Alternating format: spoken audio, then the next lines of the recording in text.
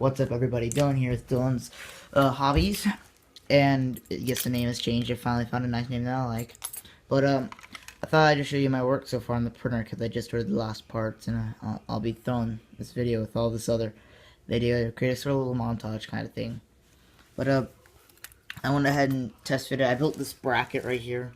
It's got two screws holding that, and I built a nice case right there for the LCD to go that way, and the thing to hold the rep wrap over here. I went ahead and stuck this PTFE tubing.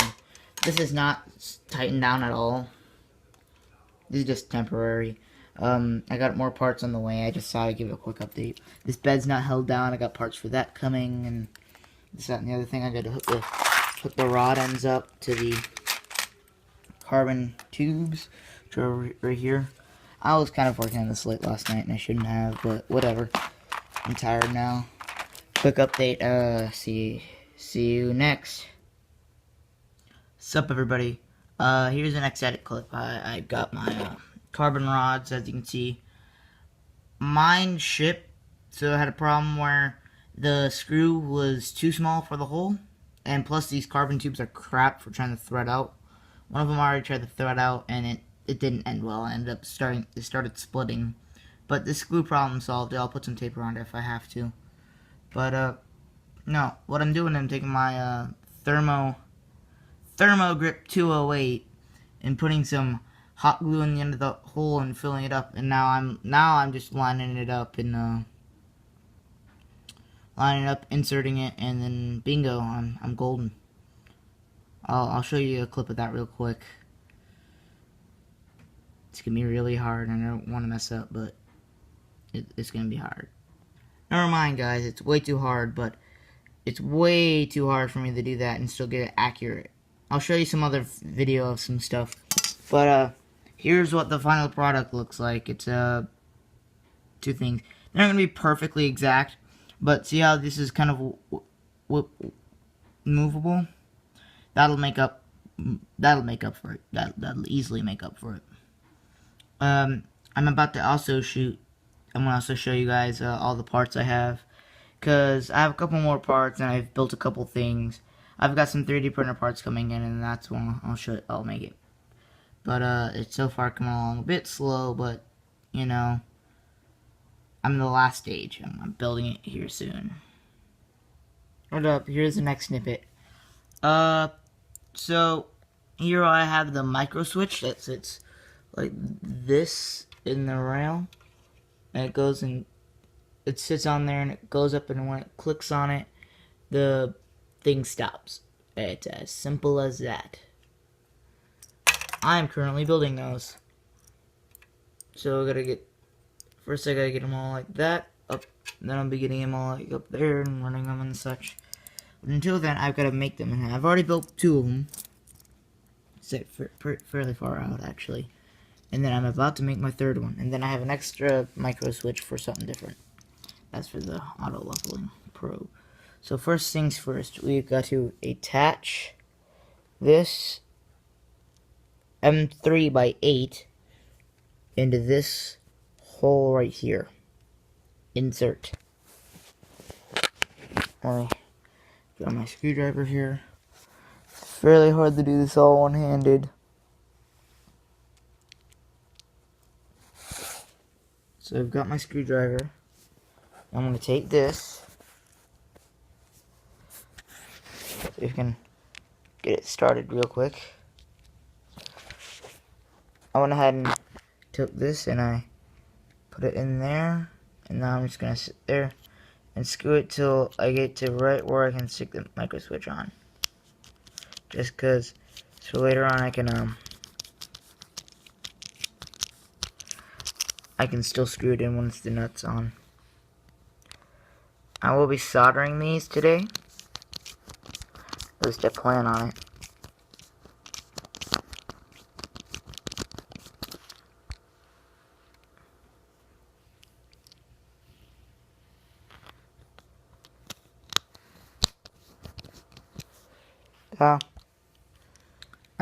Next up comes the hard part that I won't be able to do with two hands. But basically what I'm doing is I'm taking this micro switch, taking this, putting the micro switch like this on it and screwing these M2.5 by 16s, I think they are. Sorry, by 12 into those holes. And it goes right in there. I'll show you the finished product of this one when I finish. Alright, I'm back. So, here is the finished micro switch. Well, I guess you could call it finished. I don't have it mounted yet, but that's easy. I just slot it in and run this down the thing. I have, right here, I have my whole soldering setup. I do it on a box in the middle of my living room because I don't feel like going to my room. My room's a mess right now. No, I have a JST connector. I have a whole bag of them over there. I don't know if you can, see it over there. Hopefully you guys see it.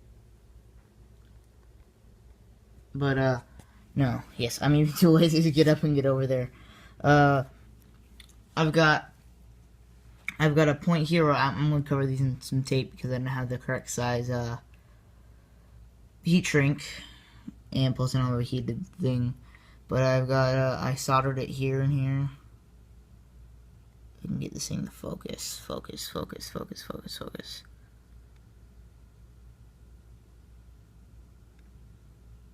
I think that's the best I'm gonna get. Yeah, I know.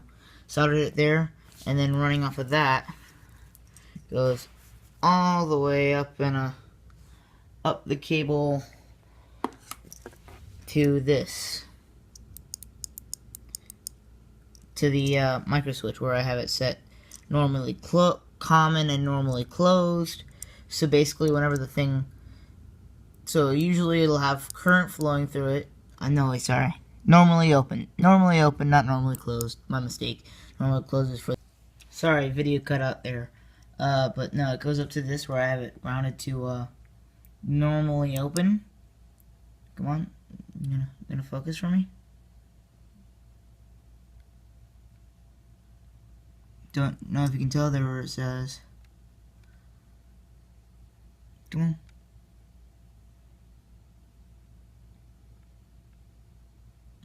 Well, it says NO between the screws, and it says NC to the right of the screws, and C to the left. C is common, NC is normally closed, and NO is normally open.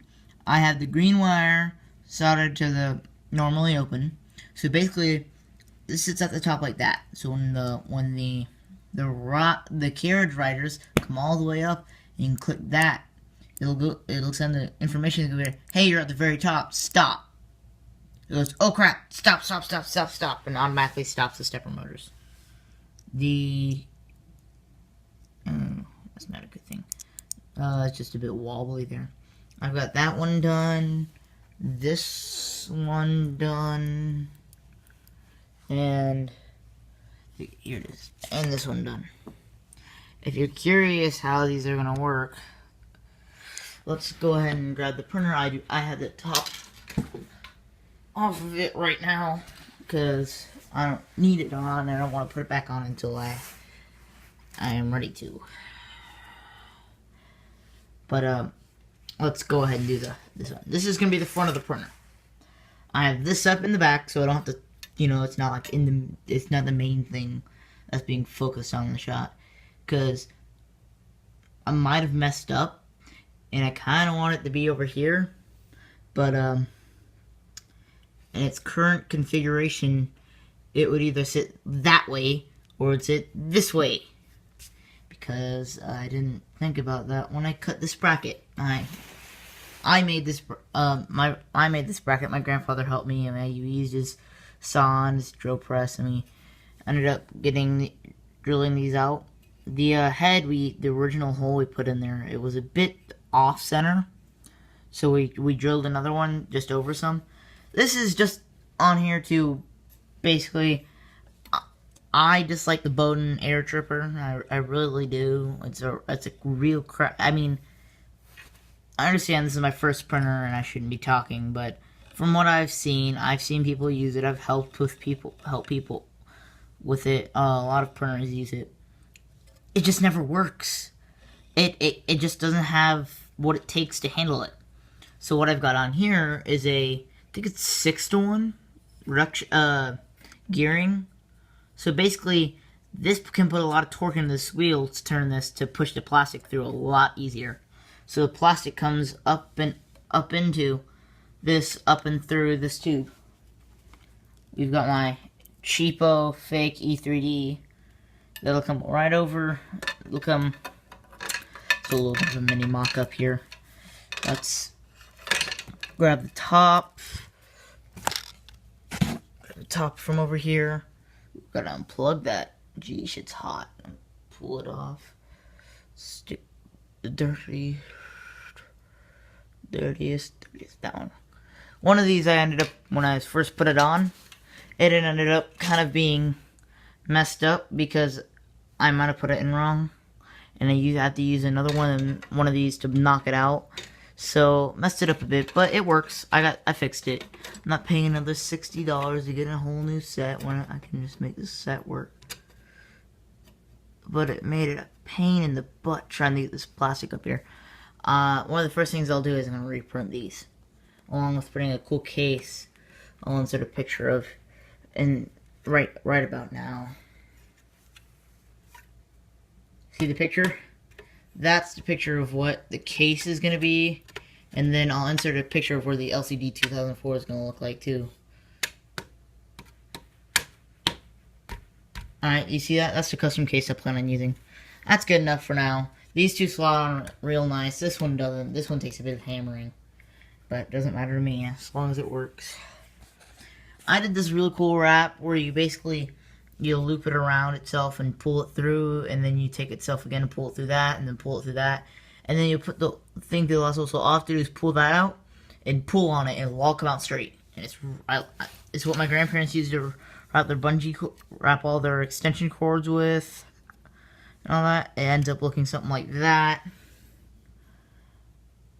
But it just takes up these long cords. Because these long cords, they'll probably stay in this configuration, honestly. Because I've just got to... The way the case, you saw, the way the case runs, it runs... It's going to end up running through right there. Into the slot, and through the slot, into there. So that's probably how it's going to run. This is A, B, and C. This is the extruder. This I'll probably run... This I'll take apart. I'll say that. I'll take this one, and I'll probably run it down there, and through there, all the way over. Along with the cable I'm already running in the back groove. But more about the end stops. The end stops will, let's see, the blue one goes here. I have these color codings according to where I want. This blue goes here, yellow goes here, green goes here. Because green has to go all the way down. Green has to go all the way down, through there, all the way across. So, that one's the longest, obviously. This one's the shortest. It's got the least distance to go. So, it's going to sit right up in there.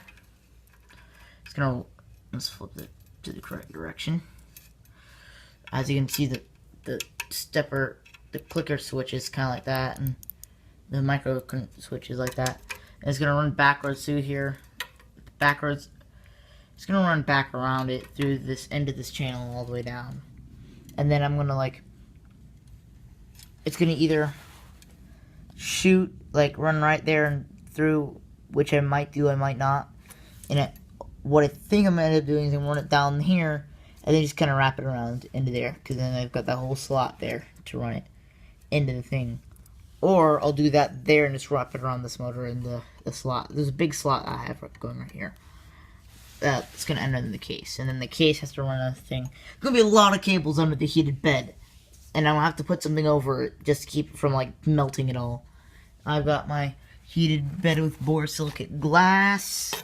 Yeah, I kind of...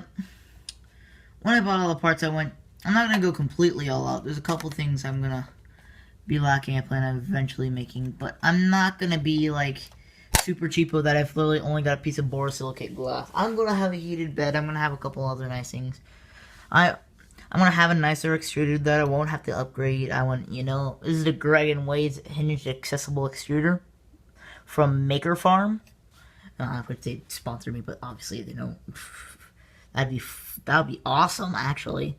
But I'm using that with a NEMA 17. Not NEMA 17. Oh my god, that would be ridiculous. my father owns a 2D laser printer and a 8-wire chroma foam cutting 3XS foam cutter. But it'll run down, and then you got this, and then you got all your fancy plastic. So you got all your fancy plastics, and I'm rambling right now. Just trying to make infill for the end of this video. This one's probably gonna be shorter. I'll probably throw some time-lapse footage of stuff eventually in videos. Eventually, maybe when I build my next printer. But we can take photos like this. I know I just did that, and push the plastic into that fitting. That fits right through the plate, and then, oops, yeah, that's right. That completely fell over. Get that on there. Damn it. I'm not the best photographer right now. I will get better at it eventually, but not right now. Once I get a nicer camera, definitely things will change. You know, you introduce a little bit of chaos, and everyone loses their crap. Not my best Joker impression, but see, and you end up something where it's like, you have everything running off, and this and that, and the other thing. But, no, I like it. It's gonna turn out great. This is Dylan with, oh, ooh, yeah. I don't know if that footage is gonna make it. This is just throwing. I'll probably cut it out. If not, whatever. But I finished all the carbon nanorods that are gonna run. The carbon rods. I'm gonna run like that. They feel real nice, and I think I did a pretty good job. But two per thing. But yeah, I filled it with hot glue. What I did is I took this piece. It was ridiculous hard for me to shoot with the shoot me trying to fill and line up and everything, because I just don't have a second hand. If I had a second hand or even a mount, that's probably one of the first things I'll print is a mount, so I don't have to tip my phone on crap to keep it upright. It should, if you can get down there, it might not be perfect, because, you know, I'm kind of rednecking it a bit. It's my first printer. It's not meant to be, well, I'm trying to make it the best I can, but it's not going to be perfect in every way, shape, or form. I plan on eventually one day wanting to make something a lot of you have probably heard of. This is going to be a little bit of a teaser of something that may come one day. At the time of this video, a couple months ago, a while ago actually, at least 3 months ago, because this is, November 3rd, I think it is. Yeah, today's November 3rd of 2015. So, I'm going to say about 3 or 4 months, Ultimaker came out with the Ultimaker Extended. Ultimaker 2 Extended. Which is basically a square-built printer that's completely enclosed, and it's real tall, and you can use pretty much all the build space. And it's $1,000. It's over $1,000. Now, I'm building this for $500. Eventually, I want to build something to kill that for for about $800. I want to build something that will absolutely kill the Ultimaker 2 Extended, or whatever the newest, biggest printer is, because it annoys me. It just annoys me because the main problem with 3D printing right now is how much it costs. That's what's keeping people from getting into it. That's its biggest problem right now, how much it costs. I'm 14, and I managed to get $500 for my first printer, and that's me sourcing all the parts, and that's me building it. I like tinkering things and all that, but still, it's a bit of a pain. It's a bit of a pain on how much it costs, because it keeps people from wanting to get into it, but there's a little bit of a spotlight of what may come one day, but no. I'm gonna go ahead and call it here. I've done a lot of things today. I've got these JSTs hooked up to the micro switches. Let's get that out of there and get them all entangled and all this fun stuff. Yeah. So, this is, Dylan from Dylan's Hobbies, over and out.